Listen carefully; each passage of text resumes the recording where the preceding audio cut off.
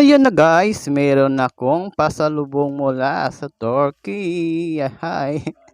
Ayan na, tuwang-tuwa si Mukbang Probinsyano.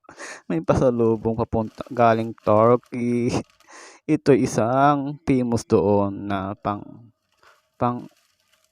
basta matamis. Hindi ko alam.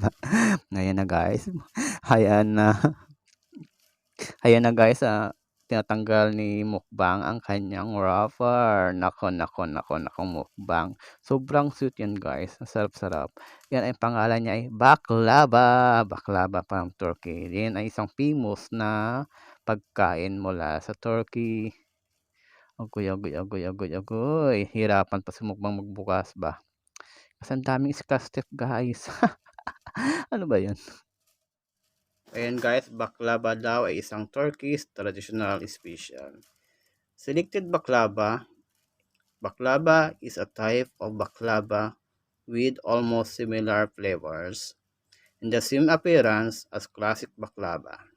It does not contain any cream. It chooses durability for a much longer time. Ayun na guys, ang baklava daw ay isang traditional special ng Turkey. Ito na nga, sabi nila, continues its activities in the biggest baklava production facility in the world with a 7,000 million closed area. Wow, laki-laki. Established in 2001 in Turkey, Istanbul. It is more delicious within dough. The thin opening of the dough and the spread of the walnuts homogeneously increase the taste of baklava. Wow, ang sarap-sarap naman pala to. Ano ba tong tawag dito? Guys, itong binuksan ko ngayon ay isang pistachio baklava. Maraming flavor guys. Ang sarap-sarap. Grabe, ang sobrang tamis. Mas matamis pa sa ex-jowa mo. Ayun na nga guys, yan na nga. So, ang baklava daw is layered pastry dessert made of phyllo pastry filled with chopped nuts and sweetened with syrup or honey. It was one of the most popular sweet pastry of Ottoman cuisine. Ayan na guys, ang ingredients nito ay phyllo pastry, nuts, and syrup. Ay sobrang tamis-tamis guys kasi ayun na nga, may pastry, may nuts pa, may syrup pa. Mas masarap talaga sa ex mo yan. Nako, baklava guys, try nyo natin guys. Wow, sarap-sarap naman yan.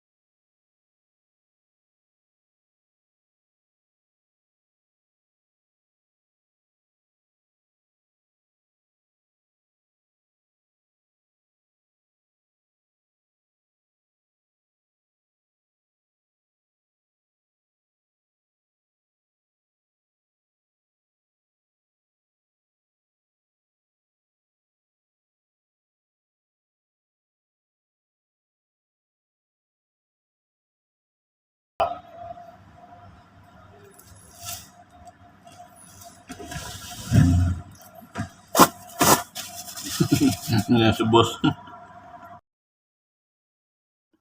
Ayun na nga guys. Hindi ko natuloy mag-vlog kasi nga tinawag ako ng boss ko.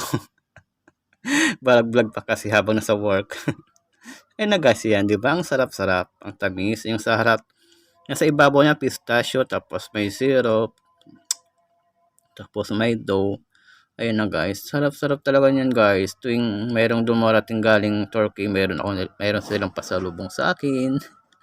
Iba talaga si Mukbang Probinsyano. Ayan guys.